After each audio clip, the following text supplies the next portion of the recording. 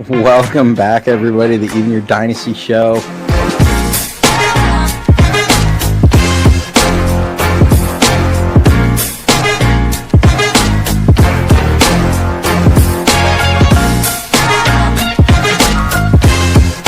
We just got breaking news in.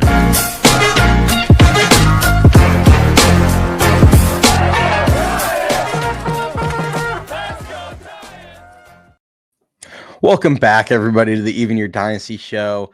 We are going to talk today about Bryce Eldridge, Trent Harris getting promoted to Sacramento, and then I'm giving my 5 players that I want to see promoted next. As I mentioned yesterday on the minor league update, I had the plans to do this video, the top 5 players to promote. And I'll be the first to admit that Bryce Eldridge and Trent Harris were both on that list. And then Buster Posey went ahead and threw a wrench into that plan. Removed those 2 guys off my list for me. So we'll have 2 others joining the other 3 people that we already had on the list. But, the timing sometimes is funny. June is usually about the time where especially the people that either are a little older for a level, have played there the previous season and are dominating that level. It seems to be about the first time that you start to see these guys get promoted. So that was kind of my thought process on doing this video now. But we'll start it off with Bryce Eldridge and Trent Harris getting the promotions to Sacramento. Both are very well deserved. For anybody that's listened to my previous minor league reports, I pretty much have been saying this for a couple weeks now, especially with Trent. Bryce, I was with the defense and everything that they're working on there. I thought there was a chance they might want him to stick around in the, stick around and develop a little longer.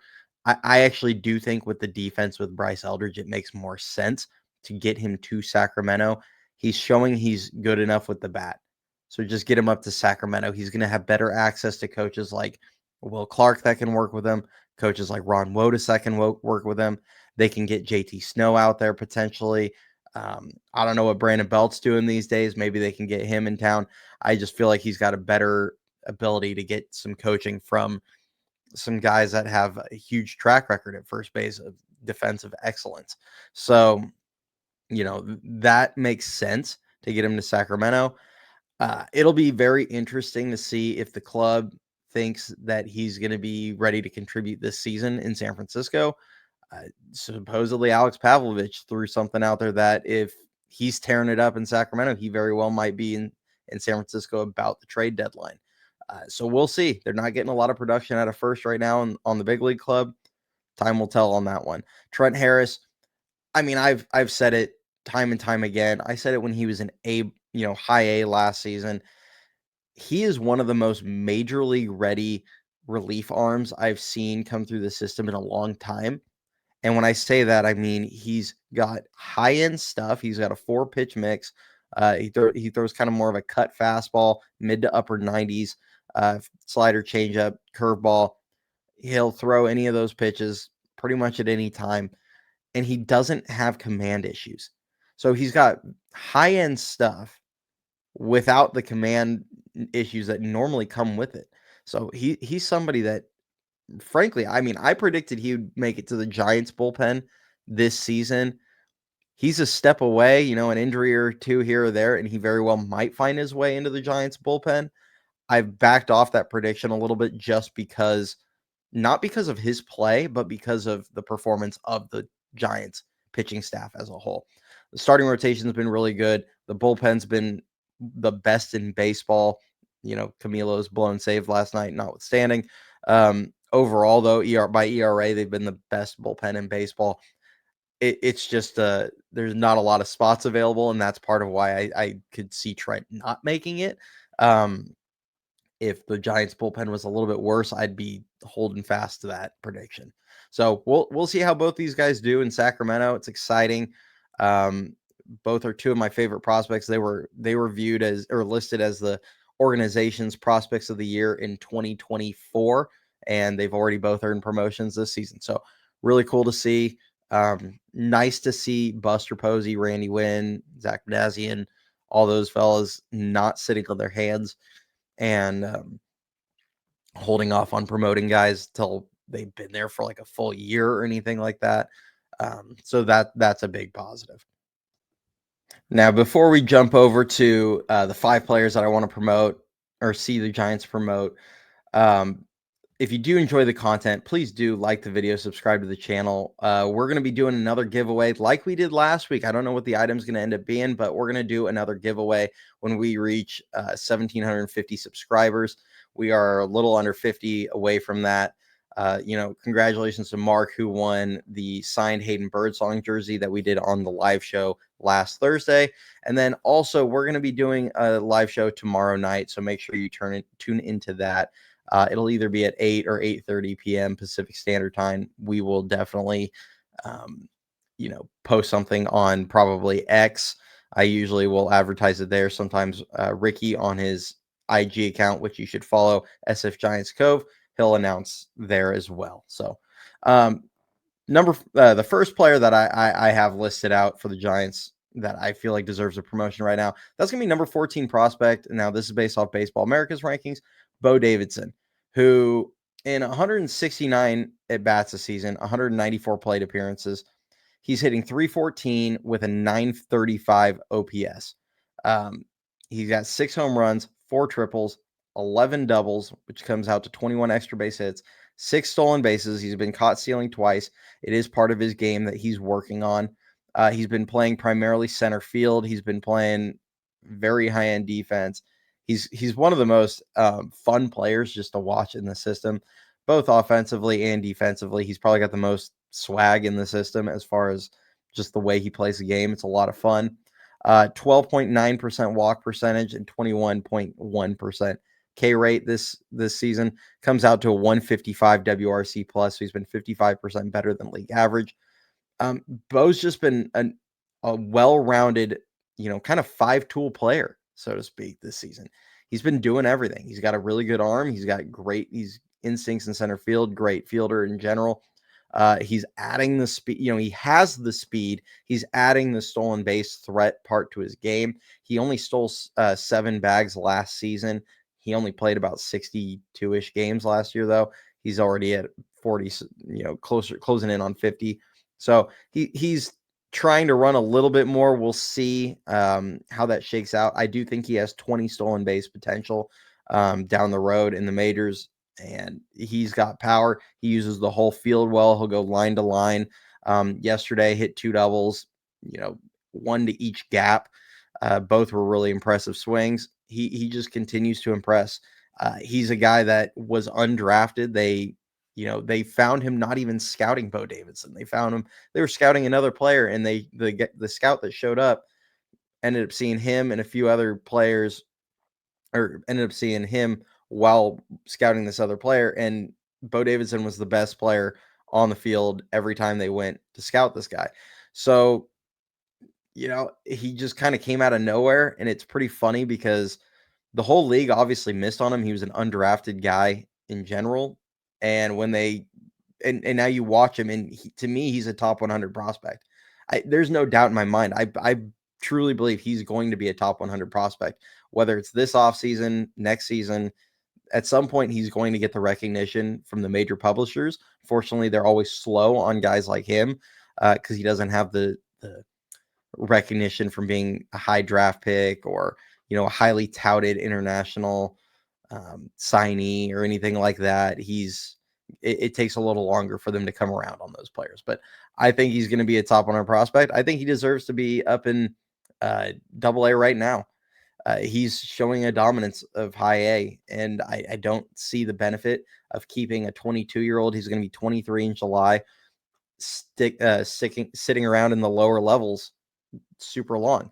If they want to keep these guys in Double A or Triple A for a full season for development, I'm all for that. Like that's fine. Obviously I feel like if a guy shows dominance over a half season or more, move him up. But especially in the lower levels, I don't feel like, especially a college player, I don't feel like those guys need to spend more than a couple hundred at bats or a couple hundred plate appearances at that level. If they've shown the dominance, just get them up.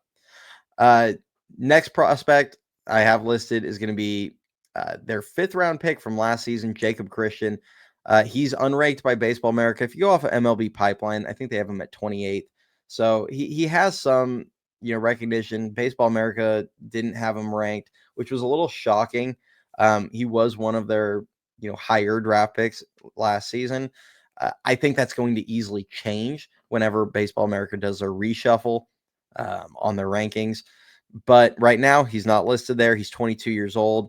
In 172 at bats, 203 plate appearances. He's hitting 285, 360 on base, 488 slug. That comes out to an 848 OPS. He's got a 127 WRC plus, so he's been 27% better than league average.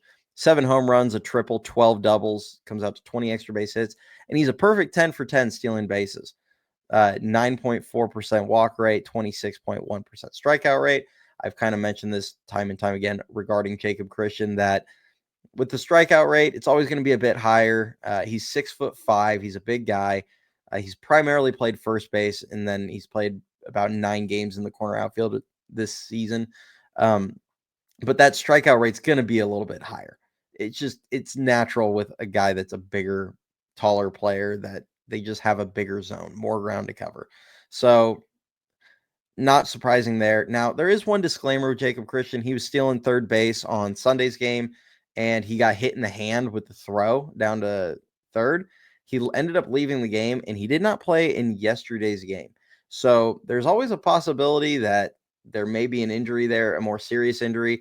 If there is, obviously that's not going to be somebody that they're going to end up promoting right away. But I'm going to go off the assumption he's not. He hasn't been added to the injured list. It's been about 3 days now. He just hasn't played in a couple days. So hopefully it's just like a bruise on the hand or something along those lines. But he is somebody that he's showing the power. Another college guy that I think he was a 3 or 4 year starter in college. He went to a JC or smaller school, and then he transferred to the University of San Diego.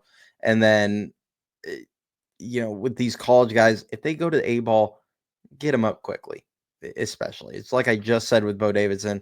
I don't want those guys sitting around in A-ball forever.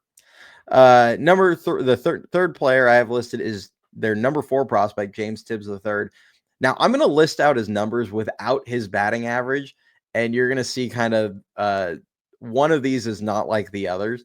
But so far in 164 at bats, 205 plate appearances, he's got a 861 OPS. He's got a 10 home runs, a triple, 7 doubles, 18 extra base hits, 2 stolen bases, 17.6% walk rate, 17.1% K rate. He's got a 138 WRC plus. So he's been 38% better than league average. Which all that, you just look at those numbers and you think, man, this guy is just dominating this level.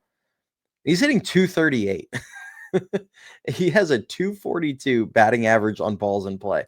He had, going into yesterday's game, he actually was hitting 237 or 238, and he had a 237 batting average on balls in play. He had a lower, which is very rare. It's really difficult to have that, but it is possible. But it just screams positive regression. And for me personally, I don't need to wait around and see the numbers recover because the luck regresses to the mean, and all of a sudden the hits start falling. The stuff that he was having a lot of hard luck outs. I don't need to wait around to see that when he's showing that he's already dominating the level relative to everybody else in that level. Me personally, I don't need to wait around to see that. What I care about is the quality of his at bats and, a little bit more of like the process. The home runs are already showing up. The power is showing.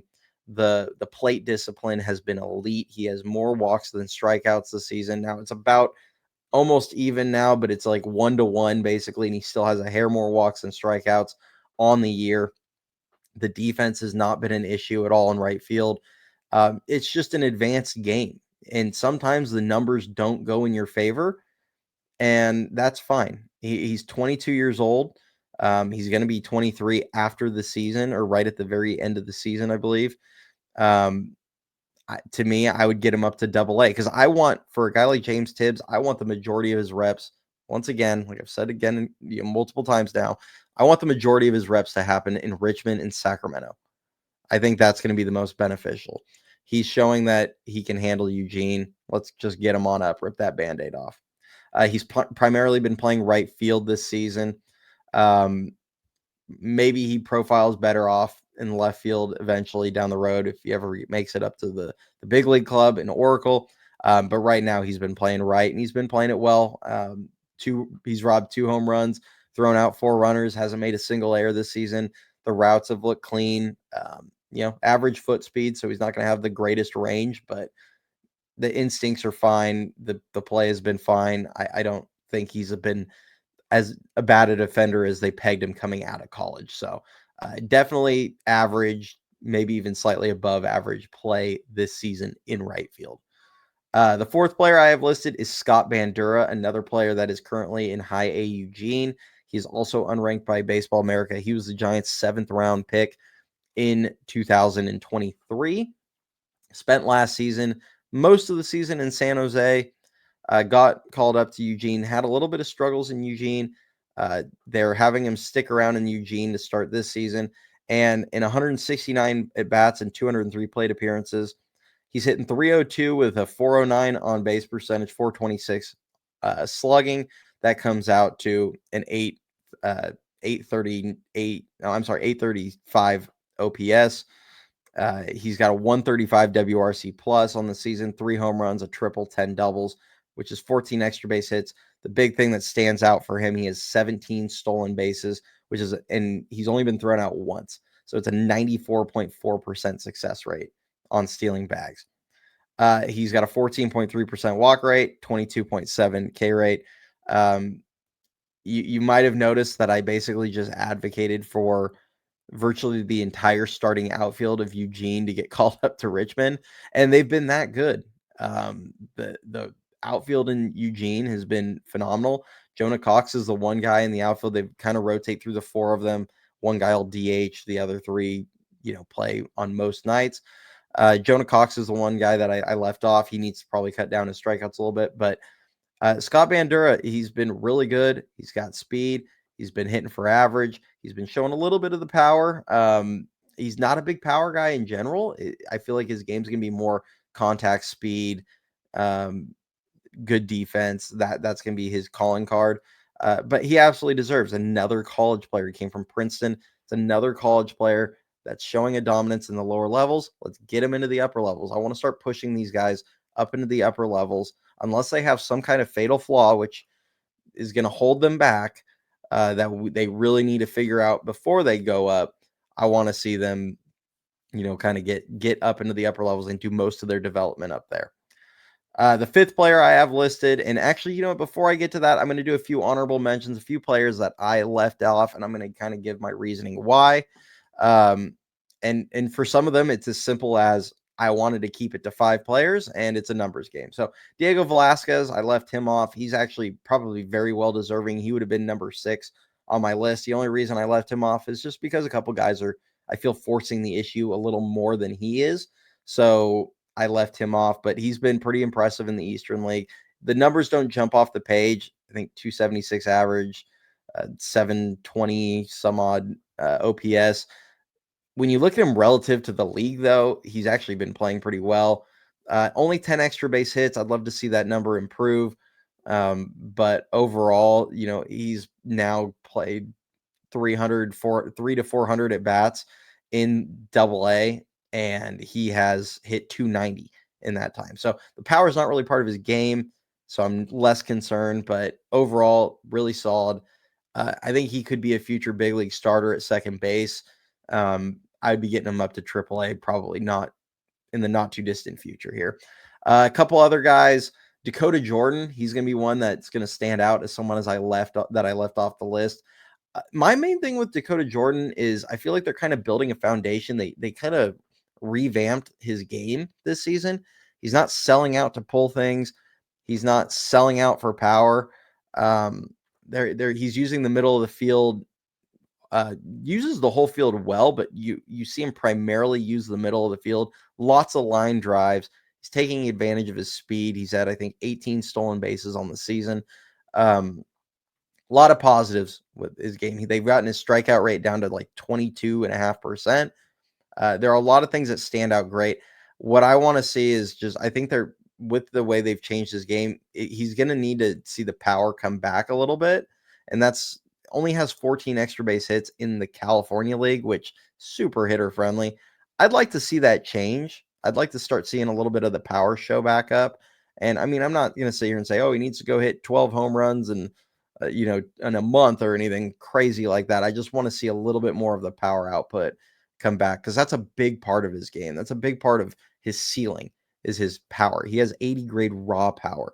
So I think the best thing for him currently is to keep doing this development and the adjustments they made to his swing and some of these other things that they're working on in A ball, because I don't want to see him just get exposed in a higher level and destroy his confidence. So he is a rare exception to the college guys that I want to see shoved up quickly. I think it's worth it to spend a little extra time in San Jose, and then he might rip through Eugene pretty quick and start, jumping through the other levels quicker.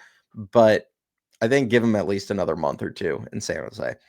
And then there's a few pitchers that I wanted to throw out, especially in San Jose. Nobody in the upper levels are really forcing their issues on getting promotions, but a few pitchers, Nico Mazza in San Jose, Hunter Dryden is having a really good year. Greg Ferrone is having a really good year, and Shane Rodemacher. All those guys are having really good years. A lot of them have had a couple rough outings just recently. Kind of want to see how they bounce back from those, though, before I say, hey, promote them. But those are similar to the other guys I just listed. They're probably near future guys that I would be pushing to promote. I also didn't include anybody in the Arizona Complex League.